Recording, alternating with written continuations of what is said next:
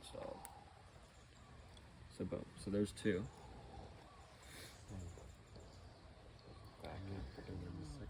And then between the third, throw it in, and then just push it down on the.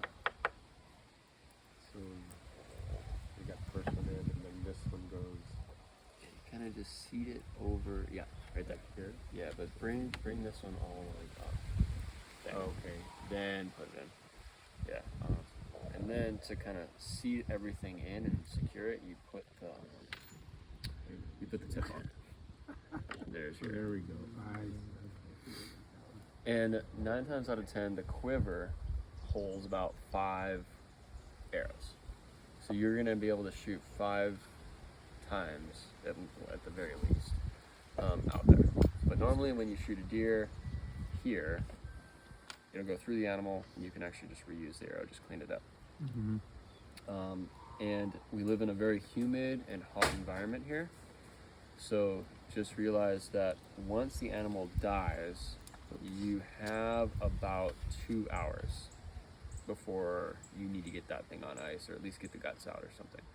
It goes bad quick, and I've lost animals a lot.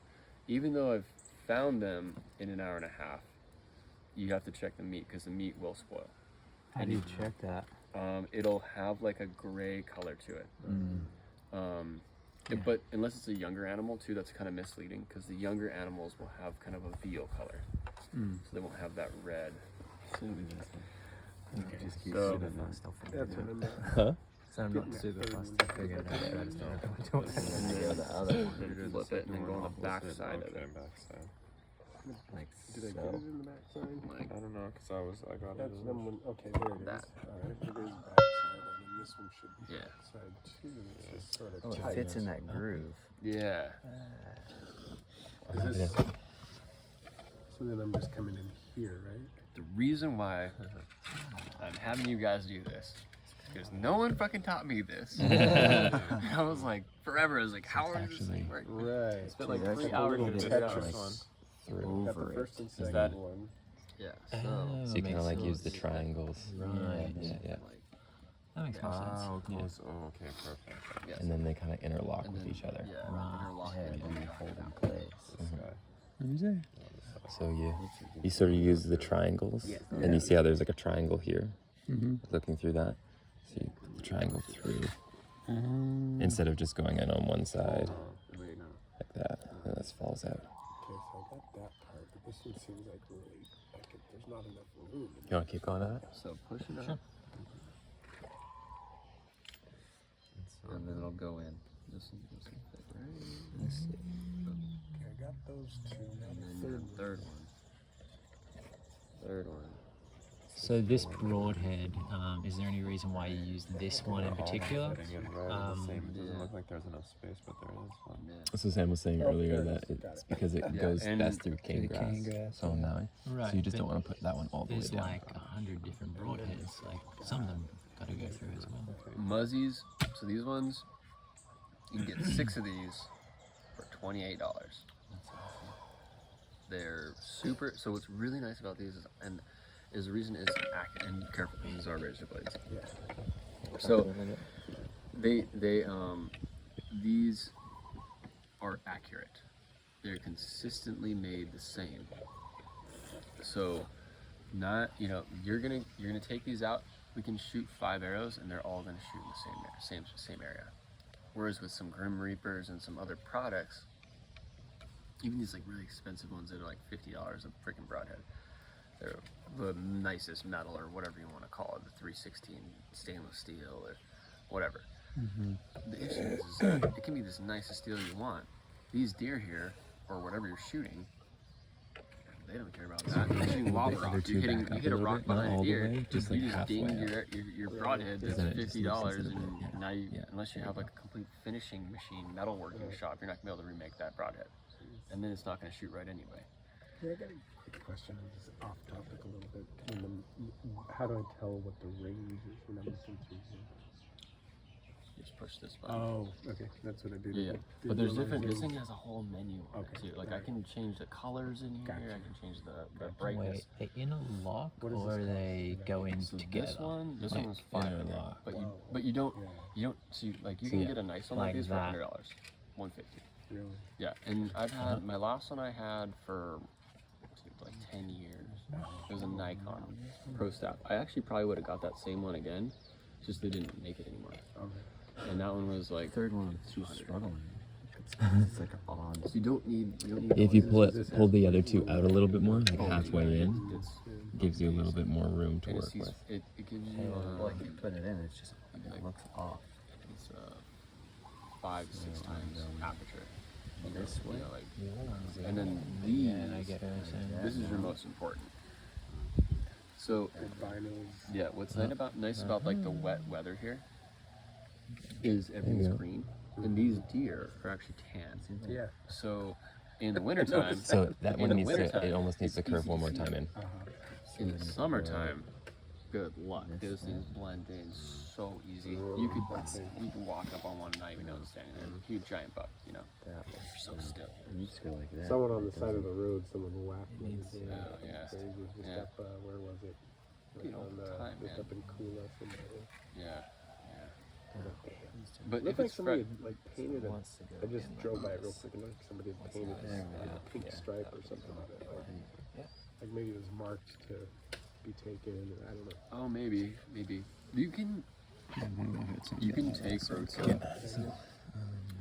I had the opportunity. So you to can take just in like the doe sometimes the what I other do day. is I just take a look at I like, just didn't. so I have my three holes. 'Cause a lot This of one's coming out on that times side, there's that a one's lot coming out of on this side, so trouble. obviously that one's Yeah. in. And so Yeah, it's and just you lining know how up long like it's that. been laying there. And then No, as soon as like, you there's a line it line. up, you know There's a that line, it's and going I in put it that out. triangle. Yeah. Okay. And Just can't that's get another reason why I this. bring this with me everywhere. Yeah, I got a minor all in. Sometimes you can just back in put the up a States. little bit more. Yeah. Even like Yeah, right. push it a bit. You know. Yeah. Well, see, I grew up in Alaska. We always called it the States in the lower right. 48. Right. So, this is a whisker biscuit. You got yours? Dead. Nice, good job. You guys got it? Once you get it the first time, it gets a lot easier. Whisker I biscuit. mean, you're just like Whisker biscuit. Nice, that's what I have.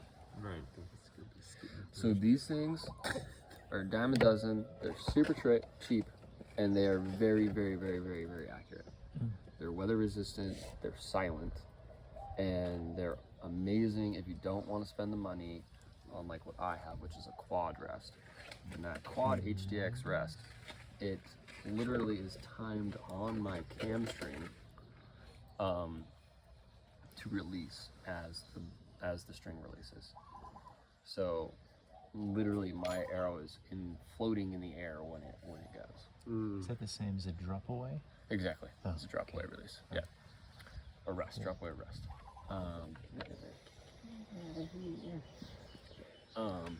Yeah, so there's so many things to talk about here. But so number one, let's just go through basic equipment of what you're gonna need out in the field here in Hawaii. And I'm gonna go through my pack basically.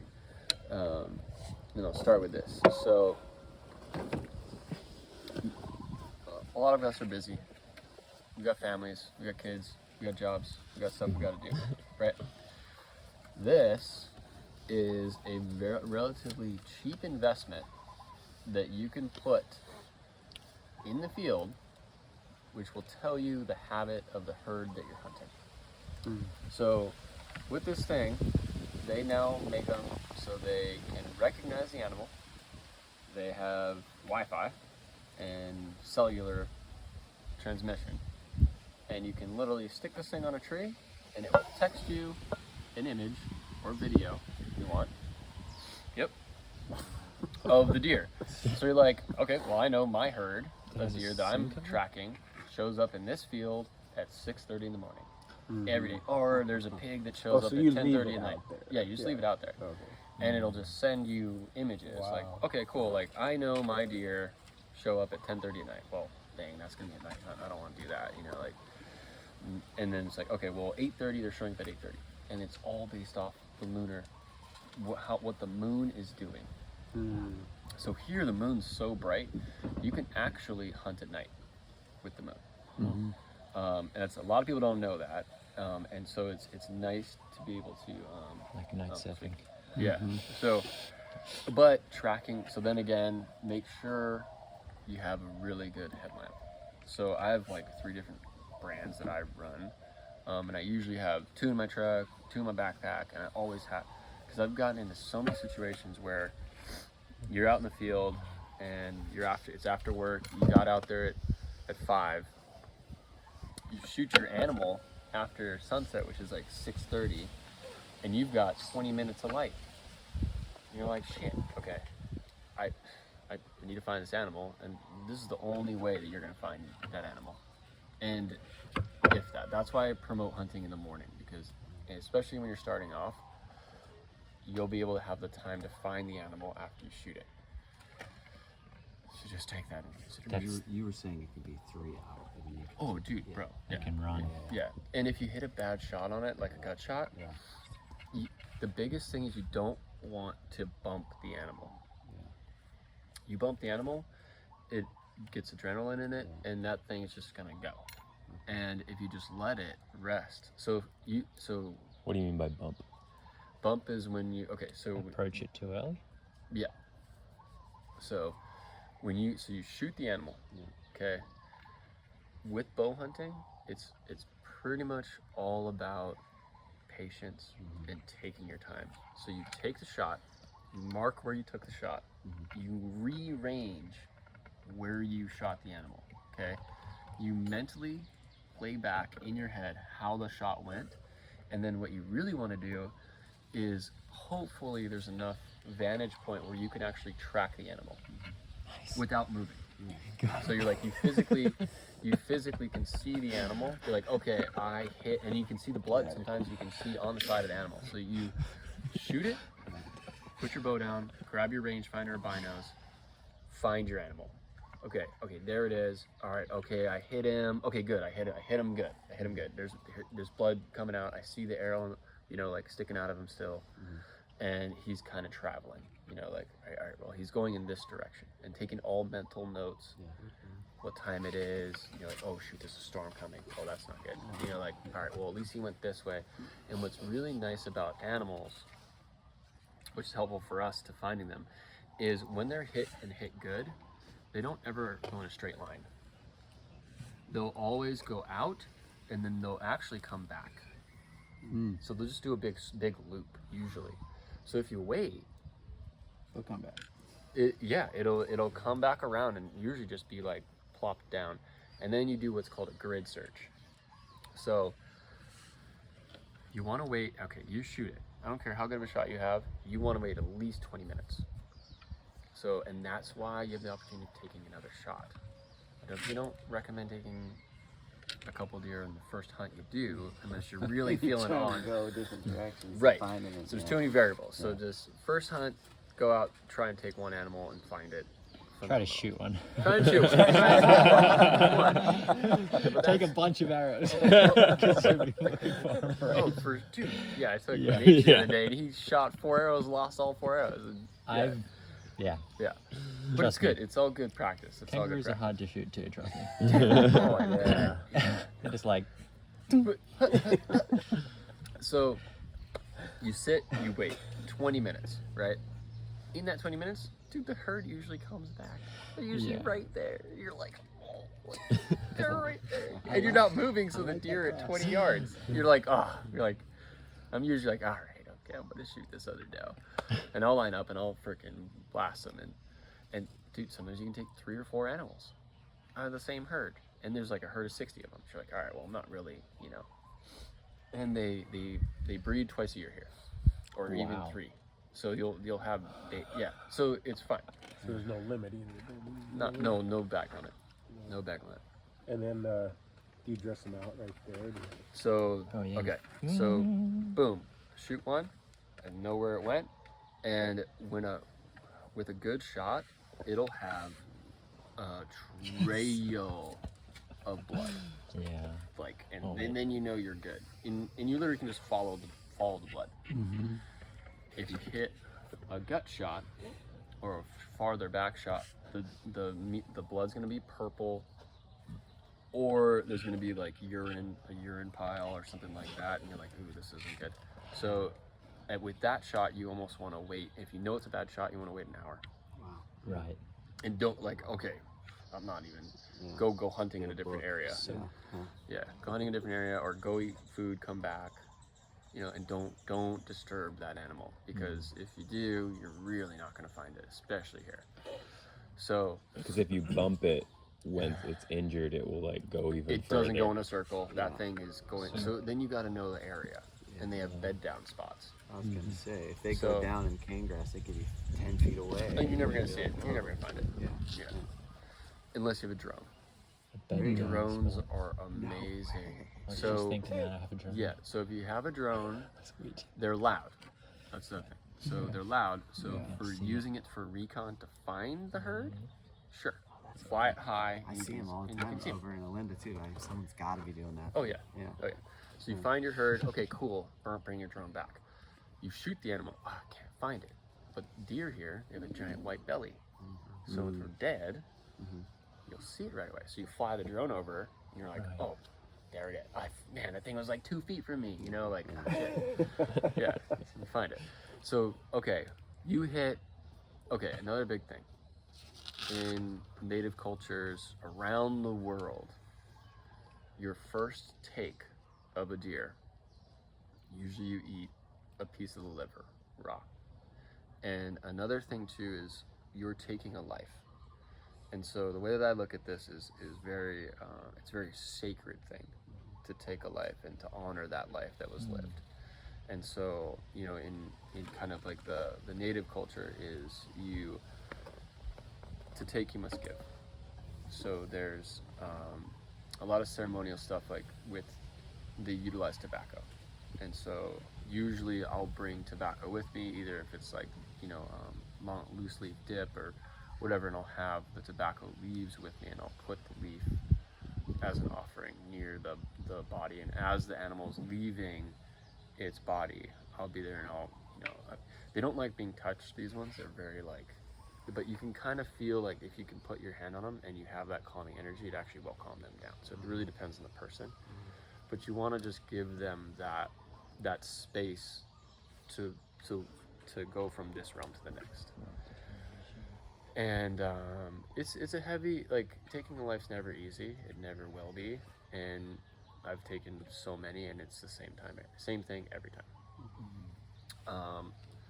And that's something I definitely want to bring to this table, that to honor this thing that's about to leave the world and then provide for your friends and family and yourself to be here, which is a really powerful thing. Once the animal passes, there's a bunch of different things you can do, and one of them is to honor it the native way, which would be to basically slit open the stomach, you pull out the liver, and as it's still, and the heart too, you do the heart as it's still beating, and you can get feral with it and and it's actually really good. The liver tastes like it's very obviously iron rich, but it literally melts in your mouth like butter when it's raw. Only when it's raw and only when it's fresh. You will not get that an hour later.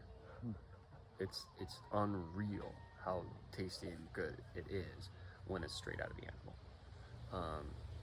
And you won't be able to experience that unless you actually do it and do it proper.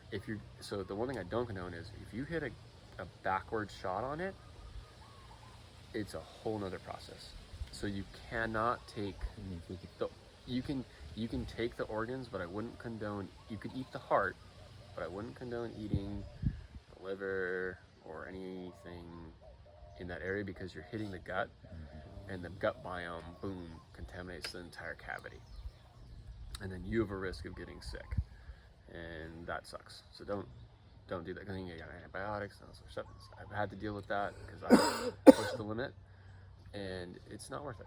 It's just not worth it. With eating a With organ. or yeah, liver. Yeah. that's been contaminated. Yeah. Well, if you look, what if you're looking for 3 hours? Right, and then if Yeah, you're looking for like 3 that hours, shit, right. yeah. So usually the muscles are still good, Yeah. but the organs are the first ones to go. Yeah. And then you can literally eat pretty much everything on the animal. It's just how much time, how much storage space do you have? These are all things that you need to consider when you take the animal.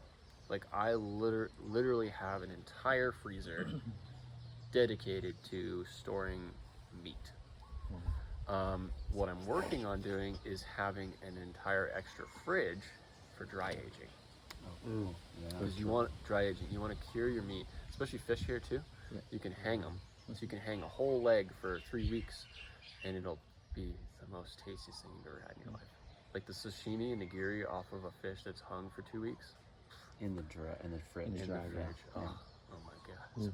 Yeah, because you want it to relax, right? You want the everything to come out. just kind of like It's like adrenaline. Just yeah. Well, no, and it cures. yeah. Oh, yeah. Just the tenderness Crust. of it. Yeah. Oh man, amazing. So if you take and hit the gut shot, you don't want to. I wouldn't recommend bringing the animal back. I'll send a bunch of minutes and emails and stuff about this whole thing to you. So you don't need to take notes if you don't want to. And I'm also recording too. So yeah. we can, You know, but if, Yeah. yeah. Yeah. I sometimes have questions and I have to write Oh, them down yeah, so I yeah. remember what Oh, to cool, ask. cool. Yeah. So there's what we call here in Hawaii is a deboning process. So people use the term in the mainland, but here it's a quick and dip. You're going in, you're leaving the hide, and the way you do it is so you lay the animal down, preferably on grass. Dirt will contaminate everything, so it's all about being clean. Fur's okay, hair's okay. You just don't want dirt. Grass is okay. Dirt has all sorts of bacteria in it, and you get dirt on your stuff. For me, like I am safer than being sorry. Don't like if you got dirt on this piece of meat, cut that section off and give it to your dog or throw it away. Don't contaminate yourself. Don't take the risk. It's not worth it. The bacteria in there's nasty stuff out there. Like I've had internal bleeding and stuff from eating tainted things. It's not worth it. So the dirt is that bad. Especially if there's pigs. Oh, And yeah, that's why I'm feces really and things worried that. when you eat pig, there's even a chance of when you eat the wild feral pigs here, even if it's clean shot, clean kill, everything, they can have it in their meat. And you can cook it and it'll still get you. Really? Wow. Yep. And it's a They neurological eat thing. everything, right? I mean, they just And we'll eat dead things. dead. Yeah. And deer. Eating another dead deer. Well, yeah. Yeah. So, yeah. And that's Yeah. so you hit the gut shot, you got your deer there. The first thing you do is you need to bleed it. You got to cut the neck, and I would penetrate the heart. So you stab the heart, you cut the neck, and that's where I wanted to bring the backpack out. So usually here in Hawaii, especially on Maui, there's roads everywhere, and you can usually get really close to where you're hunting with your vehicle, which makes hunting so much easier because you don't have to carry around this backpack. I personally literally leave this in my truck half the time. I have all my stuff in my truck and I just hike in literally like this and bare feet, or I'll wear my these. So these are, I do like semi ultra running. So like these are like barefoot moccasin kind of type shoes. Everyone that I hunt and train with, you take the insoles out. You want your arches to be strong. Oh, I don't. These are an off. Man. I have those right there. And I've not worn shoes, regular shoes, in years. Oh yeah, they're amazing. So boots and stuff, I've kind of moved away from them. They're not good for you structurally. We're just not made to wear boots. I got these as a gift. There's a really cool. No, I have boots. I have cowboy boots. Yeah, these are nice. I wear cowboy boots in the lava. Yeah. So and those in lava. Of course. Lava rock. Oh man, these like. This is good. I've heard those get beat up pretty quick. I've worn I mean you can see. I mean these ones I've worn in lava rock because I like how quiet they are. Like here, like that's the biggest thing here is like being quiet. Like I can't even like stress that enough. So if I'm going in lava, I'm gonna wear. So another big thing is leather belts, and I'll show you why. So, dude, nothing fancy. These are literally slacks, camo slacks. Belt, hot ranch. These surf shorts, light, easy, and they got pockets for storing shit in. Okay, super, and see the colors, neutral. Merino wool socks, merino wool shirts. The reason is they absorb odor. The deer here, you have one. So detergents, everyone here is pretty aware. Don't wear deodorant, don't wear detergents, and wash with like eucalyptus. Is really good soap to use if you're gonna use soap. It's hot as fuck here, so prepare with a canteen for sure, because you can pop these. And if you pop this, then you don't have water. So this thing is your friend. It's not a lot of water, but it's enough to get you out. So just, and heat stroke is fucking real, like for sure. Another big thing, which I always carry in my backpack, because I'm a runner, is electrolytes. So like, if you're cramping and you need to get yourself out, like I'm always like these. Even though they're not that good for you, this will get you out of the situation if you're cramping. Especially if you're packing out like two animals. 2 animals is over 100 pounds of meat. So you have 100 pounds on your back. And it's fucking hot. It's usually like 10:30, 11 o'clock. The sun's coming up. There's no wind in the lava field.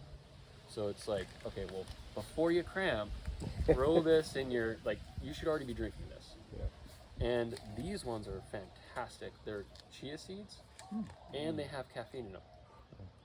Or not, but the caffeine with the salt, like, you're gonna get out of there. And you're not gonna be dead when you get home to your wife who's like, well, I need you to do a bunch of shit around the house, like. So, really put all those things into consideration. This is the ghillie suit. Okay. So I'll throw this on, and what's really cool about this is if you like just wave in the wind, they'll look at you and you will just disappear. And so what's nice when you wear this, you can literally I could be in front of the tree. So instead of hiding behind the tree for the deer, you use the tree, you become part of the structure of the tree. So a lot of people don't realize that. When you're wearing camo, use your camo. You don't need to hide behind a tree. Stand in front of the tree. Be a part of the tree. So,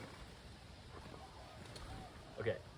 So these, all this stuff in here is super, super, super important. I bring an extra pair of socks always. Trauma kit. So have come through personal trauma. I've shot my like, not arrows are gnarly. And so what happened to me is I was hunting with my wife and I grabbed all the arrows in the morning. Her arrows are 4 inches shorter than mine. And I didn't notice.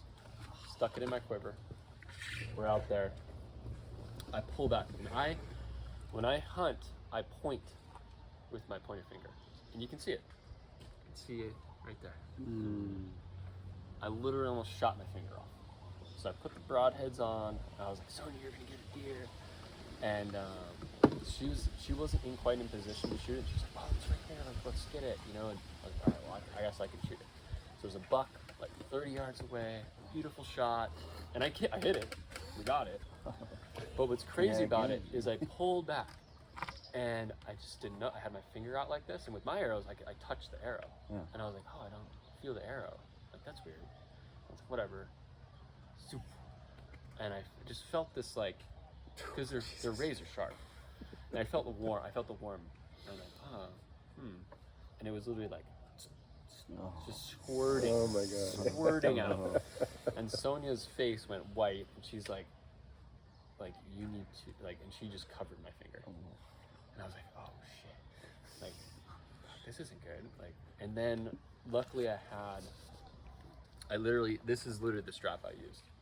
So I just like wrapped my finger, held it, and it was to the bone. Like, not fun.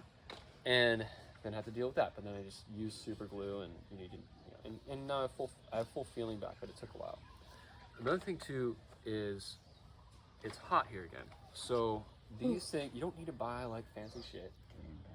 Game bags. Game bags are critical for your meat, not only to keep it clean, but it needs this material. If you put this stuff in plastic, you're gonna lose all your meat. I've had to do it in a pinch before, and now I'm like, nope, I'd rather just stick it in my shirt or something. But that's again too, like, you gotta be really careful, because if you're sweating in your shirt and you put your sweat on the meat, nope, like, don't eat that. So it's another thing to think about. So always bring pillow sacks or some type of like cotton that's really lightweight and breathable. So I use just old pillow sacks, usually 3, and I actually separate my meat. So I'll put back straps in one, I'll put hind quarters in another, okay, and then I'll put inner sirloin and front shoulders in another bag.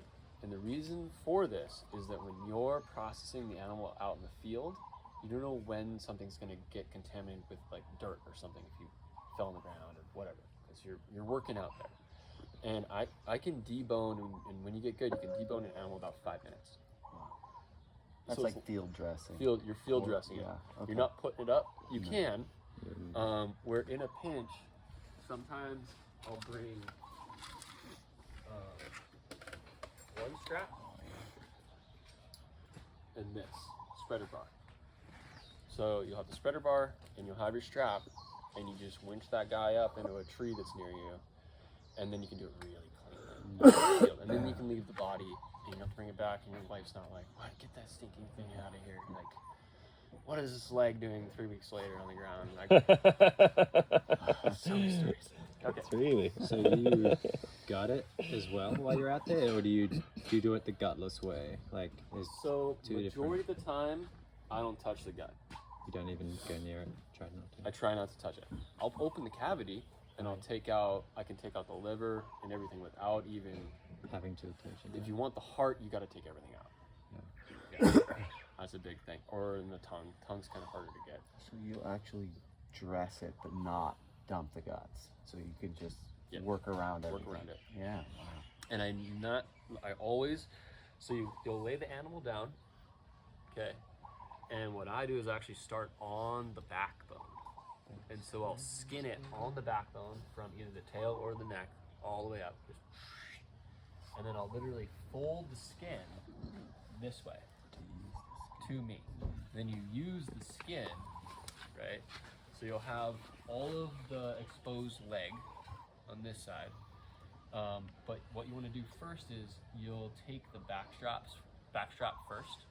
So you'll fillet it off and pop that, put it in your bag.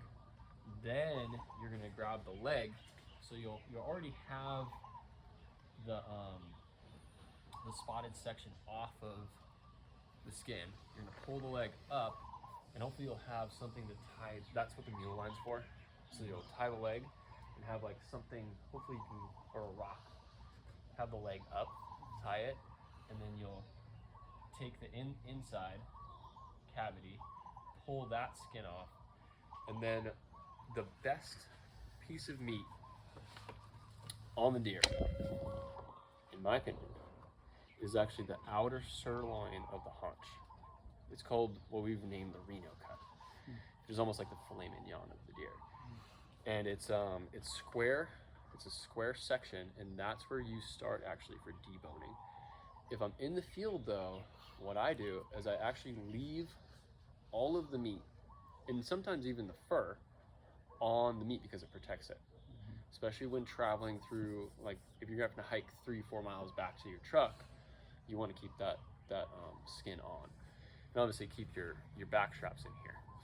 So you'll literally make the cut kind of following the muscle. So you'll cut all the way to the bone, all the way to the socket. You're gonna cut the socket, and then the leg will literally just fall off. And then you're gonna flip it over. So you'll flip the deer. It's kind of hard to do, but you're gonna put the skin back. Okay, so you put the skin back, and then you're literally gonna flip the deer over this way. Okay, or if you have a buddy with you, this goes by like way quicker because you're like, here's the leg, here's the thing. Okay, help me flip it. Flip, flip, boom. Take the back strap, take the next leg, boom, done. And then if that's a doe, that's pretty much what you're gonna take. The underneath once you take the leg off, there is the inner sirloin, which is like the sashimi grade of the deer. And inside, right, and you can literally grab it with your hand. So here's the rib cage right here, backbone, socket where the leg was. Underneath here, there is a super tender piece of meat, and you can literally just put your hand underneath the stomach, get to the backbone, and then you can literally almost pull it out. And that's an amazing piece. And then you leave the gut, then you're done. That's it. You can take the front legs if you have like a Traeger. And with that so the front legs are amazing for like cold venison, burgers, and that kind of stuff. The meat's a little stringier, and there's not a lot to it, but there's enough to where you could probably feed like 5-6 person dinner with it. Grind that meat, or you can, but it's not really worth it. Okay. It's not worth it to grind it. You would more want to use a pressure cooker or a smoker or like a slow cook oven. You can do it in the oven and do like kind of like a wrap, or put in like a Dutch oven. to braise almost. Yeah, exactly. Yeah, and slow cook it, and then that meat's phenomenal. We do open fire cooking here. That's what I do. Same thing. Yeah. So good. Okay, so that's kind of this is literally what I have. This is what I bring when I'm hunting. The reason the leather is important is it's all about, so headlamp, and then this. So we'll get to the leather, but so this stuff, face paint. Not only is this face paint, but this is actually sunscreen. And there's green. These guys have every color you can think of. They got fluorescent pink. Yeah, you can. What do you want to put on there? I wouldn't recommend fluorescent pink for hunting, but you know. So this stuff you want to break up break up your facial features. Hats are okay. They do help with the sun, especially when shooting. But when you just realize that you won't be able to wear your hat the way you're wearing it right now, when you pull your string back, the bill's going to get in the way. So you're going to need to tilt to the side, and that's always frustrating because you're like, shit, I forgot to do that, and the deer's right there. Damn it. But this stuff's saved. This is the reason I can get 20 yards from a deer, right there. You break up that facial features, the nose. Make sure you cover your nose up. That's the biggest thing they're looking for. Can you pass that down? And then, okay, so you get into the field. You've got your deer. It's laying there on the ground. You're pumped. Now the real work begins. Killing the deer, shooting the deer, easy. That's the easy stuff. Processing, especially here in Hawaii, hardest part of this whole thing. And doing it right is even harder. And it's all about patience. It's all about just confidence too. You have to be confident with the cuts you're gonna make and realize you're gonna lose some meat. You're not gonna get it all, okay? And I've gone through the retractable razor blades and the, you know, you can dispose this thing and you can do that, It's like, it's all gimmicks, it's all a bunch of crap, and it's expensive. Like, they're selling knives for like $300, $400. It's like, I'm sure you can buy your kid something way better for that. Like, you don't need to be spending all this money. If you're a gear person, all power to it. You can get whatever you want. But when it comes down to knives, I use these. So these knives have been around for generations. They're old timer. You can buy these on Amazon. So this is a nicer old timer knife. I've had it for a while, and it's my preferred blade. It's so nice to be able to cut with. This is a $60 knife, and that's expensive for old timer. And with it, you can tell. So see how it's kind of got that. I don't even know how to describe these things, but basically the way the shape of the blade is dictates how you can really get in to the meat and really shape it. It's almost like an extension of your finger. Whereas when you use and you can tell I've used this knife a lot because it's got blood on it still, but see how I don't even have a tip on it anymore because I've sharpened it so much. And so with this knife, you're really, I mean, it's the same size blade, but it really doesn't have that dexterity that you can get and really go down the bone to take off the meat in the way it needs to be taken off. So the reason why I bring up the belt is this is how you finish your blade. So usually it's on you, right? So you want to like fasten it, and you can use your jeans for this too. But when you're out there, when you use your leather, this will finish your blade and make it razor sharp in a matter of a couple strokes. So I didn't even use, I didn't use stone, nothing, okay? But just the friction of, yeah, I mean, if you feel this, it's like the broadhead. And this is all you need to do to get your blade sharp enough for you to go into the field if you've already done your stone. So I bring this in the field too if I'm gonna be doing 2 or 3 deer. You know, I'll get this blade going before I start. Oh, another thing I didn't mention, which I'm gonna be honest, I don't use the latex gloves, mechanic gloves. You can, but personally, I don't carry them. I'll use them here at the back at the house, but in the field, I don't use them. Probably should. I definitely would recommend using the latex gloves. It's just another barrier on contamination. That's totally your guys' call. So more for the sake of not contaminating than just cleanliness. Cleanliness, yeah, for sure. So how do you clean your hands after just wash them and that's it? Well, I bring baby wipes. Oh, that's, yeah, okay. So I use baby wipes, Yep. Which are not in my backpack. I usually have them in my truck. I usually have 2 or 3 of them in my truck. Makes sense. And I'm usually driving in the ranch. I can drive my truck up to the deer, usually. And so that's why my backpack isn't quite complete with what it used to have. So this blade is about 2 inches bigger than this one. You can still use this knife to do this, but when you're bleeding an animal and trying to get to the heart, that extra inch or 2 inches is going to get you to putting that animal out of this misery. And that's why I carry the 2 size blades. And obviously you can see I have 3 blades in my backpack, pretty much at any given time. The next thing that a lot of people don't talk about is this. So here, a lot of times you get a nice buck. You get a head on the deer. Or you want to take the leg off quicker. Or maybe you like really cooking and you want to make tomahawk steaks for your open fire cookout. This is what's going to get you that. you're not going to get that with a tiny little toothpick blade.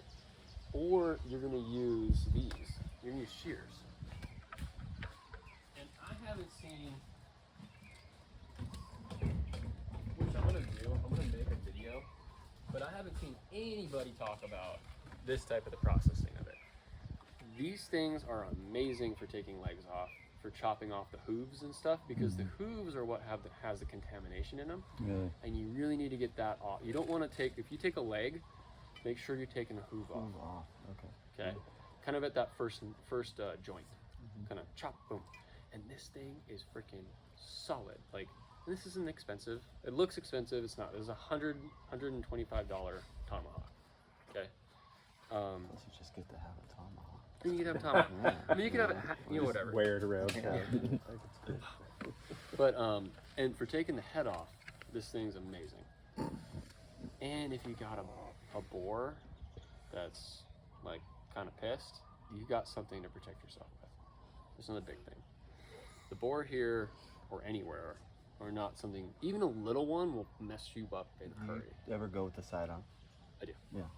Yeah, especially on the backside. Yeah. The backside has wild dogs. Really? Yeah, there's wild dogs, and they're big. They're big. They're like bigger than Yui. Yeah. And there's 2 or 3 or 4. They're hunting dogs. They get loose, right? And they get loose, but then there's actually not a native dog, but a dog that was brought by the Polynesians. There's it's not a poi dog, but it's they call it a poi dog. It's actually an extinct. It's almost more related to a wolf. Wow. And you can look these up in the records, but they're kind of more of a bushy tail, and they're like kind of tannish color. And I've seen them a couple times. Yeah. But unless you're hunting on like the ranches and you're able to get up into these like remote regions, you're really not having to worry about wild dogs. But then the pigs. So pigs, if you corner a pig and you got the moms and the babies, and that's when things can get a little hairy. And if you have a dog like mine that likes to piss them off, then you better be ready. Because he pisses them, and he loves doing it. He's so stoked on it. Yeah. This reminds me, the other day I was driving into town, and where the pillbox is, I literally was driving on the highway, and I see the herd of cows chasing down this guy with his dog, and he's waving his backpack at them, like full on. way. I like stopped and like turned around and came back, and he had like made it through the fence. But yeah, so even cows. Cows don't like dogs either. No. Because they seem as Unless they're a cattle dog. Yeah. So he's a cattle dog. Right. He knows how to muster. So he can go and that's why I use him actually. So and because of his breed, he doesn't bark. He'll make noises. Like he'll if he's excited, but it's never a bark. What he does is he'll flank the herd for me. So he'll go up around and he'll actually choose the deer that I take. Driving to me. And he drives to me. And he'll drive one to me. Just one. He'll take the whole herd and be like, okay, I want this one. And boom, he'll bring it to dad. Freaking blast it. Yeah, and what's neat about him is he's white, so you can see him forever.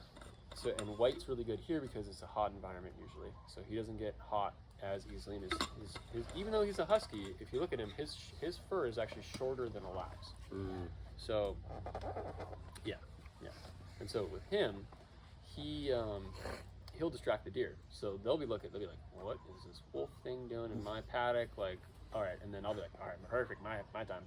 And I'll get up into where the herd is, and that's where I'll be able to take my shot. So he really helps out on my hunting.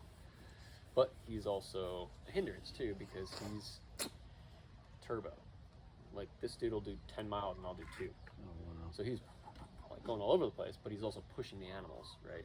And catching sometimes. And eating the babies. Sometimes good, sometimes he'll just destroy babies. Like we'll go out and he'll kill 6, 7 babies at a time. Wow. His kill this year, he's already 20. Wow. So, yeah. That's pretty good because they're fast still. Oh, they're fast. They're faster than him. He outmaneuvers them. Yeah. So that's another thing. Okay, so then you can chop the head off with the tomahawks and take the feet off with your loppers if you bring loppers, but that works just as fine.